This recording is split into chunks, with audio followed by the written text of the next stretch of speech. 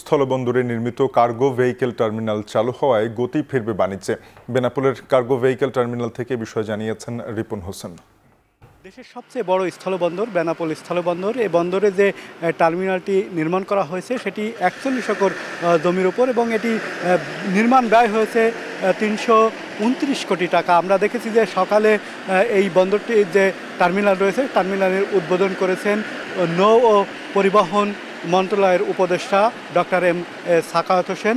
তিনি উদ্বোধনের পর আমরা দেখেছি যে বন্দরে যে টার্মিনালটি রয়েছে সেটি যাতায়াতের এবং মানুষের জন্য উন্মুক্ত রয়েছে, যারা পণ্য আনা নেওয়া করবেন, এবং এখানে বিভিন্ন সুযোগ সুবিধা রয়েছে। যে টার্মিনালটি নির্মাণ করা আছে এখানে প্রায় 1200 থেকে 2000 পর্যন্ত ট্রাক একসাথে থাকবে। পণ্য লোড এবং আনলোডের ক্ষেত্রে এখানে ব্যবহার করা হবে। যারা এখানকার ব্যবসায় রয়েছেন তাদের সাথে কথা বলেছি, তারা যেটি জানিয়েছেন যে এই যে টার্মিনালটি নির্মাণের ফলে এখানকার যে পণ্য জট সেটি আর থাকবে না, পাশাপাশি যে যানজট সৃষ্টি হতো সেই যানজটটিও থাকবে না, এমনটি তারা জানিয়েছেন। সব মিলে এই বন্দরের যে টার্মিনালটি উদ্বোধন হচ্ছিল আজকে, সেই উদ্বোধনের মাধ্যমে এই অঞ্চলের ব্যবসা বাণিজ্য সম্প্রসারণ আরও বাড়বে বলে মনে করছেন কর্তৃপক্ষ। এই ছিল এখান থেকে আমার কাছে সর্বশেষ।